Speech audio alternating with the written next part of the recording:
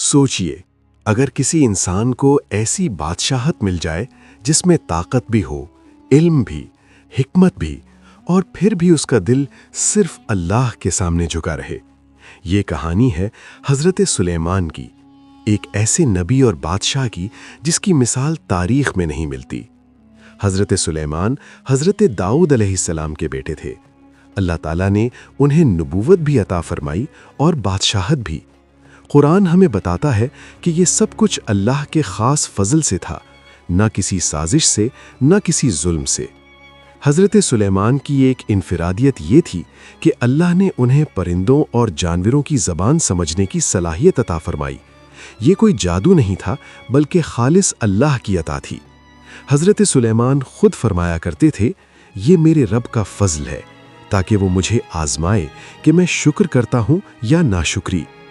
उनकी बादशाहत सिर्फ इंसानों तक महदूद न थी, जिन्नात उनके हुक्म के ताबे थे। वो उनके लिए महल्लात बनाते, समुंदर से मोती निकालते और बड़े बड़े काम सरअंजाम देते। कुरान वाज़ेह करता है कि जिन्नात ये सब अल्लाह के हुक्म से करते थे और हज़रत सुलेमान अल्लाह की इजाज़त के बग़ैर किसी को कोई ताकत हासिल न थी। हज़रत सुलेमान का लश्कर इंसानों, जिन्नात और परिंदों पर मुश्तमिल था। एक दिन ये अजीम लश्कर एक वादी से गुजर रहा था कि चींटियों की एक बस्ती आई। चींटियों की मलका ने कहा, ऐ चींटियों, अपने बिलों में दाखिल हो जाओ, कहीं हज़रत सुलेमान का लश्कर तुम्हें बेखबरी में कुचल न दे। ये सुनकर हज़रत सुलेमान मुस्कुरा दिए।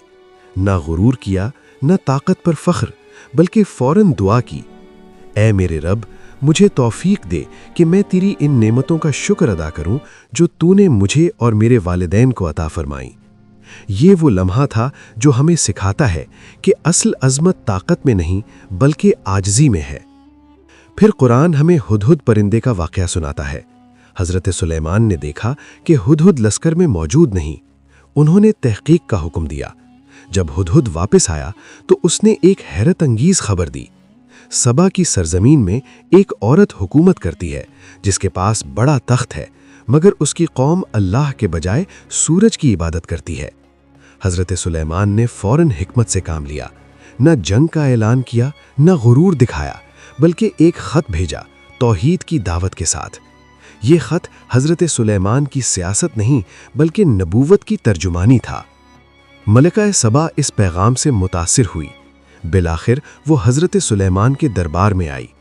अल्लाह के हुक्म से उसका अजीम तख्त पलक झपकने से पहले हज़रत सुलेमान के सामने हाजिर कर दिया गया।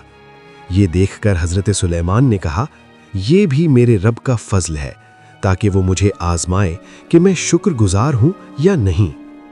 आखिरकार मलिका सबा ने हक़ को पहचान लिया और ऐलान किया, मैंने अपने आप पर जुल्म किया और अब मैं सुलेमान के साथ अल्लाह रब्बुल आलमीन पर ईमान लाती हूँ। हज़रत सुलेमान की ज़िंदगी हमें ये सबक देती है कि ताकत, दौलत और इख्तियार अगर अल्लाह के सामने झुके हों तो वो नेमत बन जाते हैं, और अगर गुरूर बन जाएं तो आजमाइश। ये थी वो बादशाहत जो अल्लाह ने अता की और वो बंदगी जो हज़रत सुलेमान ने कभी न छोड़ी।